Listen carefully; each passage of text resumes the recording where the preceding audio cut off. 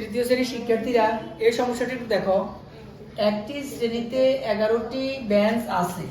কতটি বেঞ্চ আছে? 11টি। 60টি বেঞ্চে 5 জন করে বসে। কথাটা খেলো, তোমাদের শ্রেণীকক্ষে মনে করো 11টা বেঞ্চ আছে। এখন প্রথম যে 60টা বেঞ্চ, সেই 60টা বেঞ্চে প্রতি বেঞ্চে 5 জন করে বসে। 5 জন করে বসে। বাকি 4টি, মোট বেঞ্চ হলো 11টি। 60টি চলে গেলে আর কয়টি থাকে? 4টি। সেই 4টি বেঞ্চে 4 জন করে বসে। বাকি যে আরো 4টা বেঞ্চ রয়ে গেছে, সেই 4টা বেঞ্চে 4 জন করে বসে। আচ্ছা, ক নাম্বারে বলছে 60টি বেঞ্চে কতজন শিক্ষার্থী বসে? তোমরাই বলো, একটা বেঞ্চে বসে কতজন? 5 জন। একটা বেঞ্চে কতজন বসে? 5 জন। তাহলে 60টা বেঞ্চে বসবে কতজন? 35 জন। 7 গুণ 5। তাহলে কি আমরা এটা লিখবো আগে?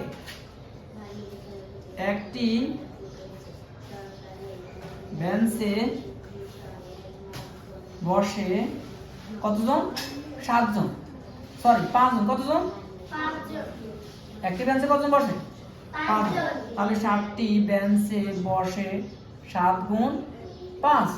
তাহলে কত? 5 7 35 জন। তাহলে এটা আমাদের প্রথম কয়ের কাজ শেষ। একটি বেঞ্চে বসে, একটি বেঞ্চে শিক্ষার্থী বসতে পারে বা বসে 5 জন। সুতরাং 60টি বেঞ্চে বসে 7 গুণ 5, 5 7 35 জন। খ নম্বর, ওই শ্রেণীতে মোট কতজন শিক্ষার্থী আছে? খেয়াল করো কথাটা, ওই শ্রেণীতে মোট কতজন শিক্ষার্থী আছে। তাহলে আমরা প্রথমে 60টা বেঞ্চের বের করলাম। আমাদের কি শ্রেণীতে 7টা বেঞ্চ না 11টা বেঞ্চ? কতটা বেঞ্চ? 11টা বেঞ্চ। কতটা বেঞ্চ? 11টা বেঞ্চ। তাহলে 60টা বেঞ্চে বসে কতজন? 35 জন। তাহলে বেঞ্চ আরো কয়টা বাকি আছে? ওই 4টা বেঞ্চে কতজন করে বসে? 4 জন। প্রতি বেঞ্চে 4 জন। এটা কি আমরা বের করছি এখনো? তাহলে আমাদেরকে আগে ওই যে 4টি বেঞ্চে 4 জন বসে, আগে ওই রেজাল্টটা বের করতে হবে। প্রতি এক বেঞ্চে বসে 4 জন, 4 বেঞ্চে কতজন বসে? একটি বেঞ্চে বসে কতজন? 4 জন।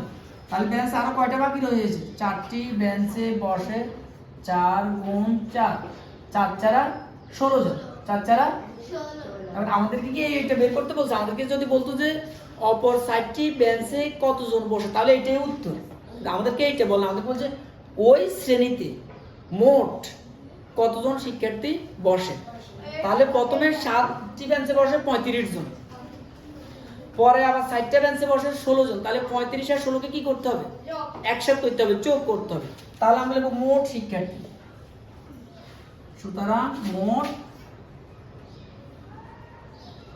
এই যে মোট শিক্ষার্থী। তাহলে প্রথমে বসে কতজন? 35 জন। পরে আবার কতজন? 16 জন। 5 এর 6 11 এর 1 হাত থাকে 1 1 1 2 3 2 5। কতজন হলো তাহলে? 51 জন। 51 জন। তাহলে খ নাম্বারটা প্রথমে গুণের কাজ করলাম, পরে আবার কিসের কাজ করলাম? যোগের কাজ। আর আমাদের অধ্যায়টা হলো যোগ বিয়োগ গুণ ভাগ, যোগ বিয়োগ গুণ ভাগ। ঠিক আছে, সবাই তুলে নাও।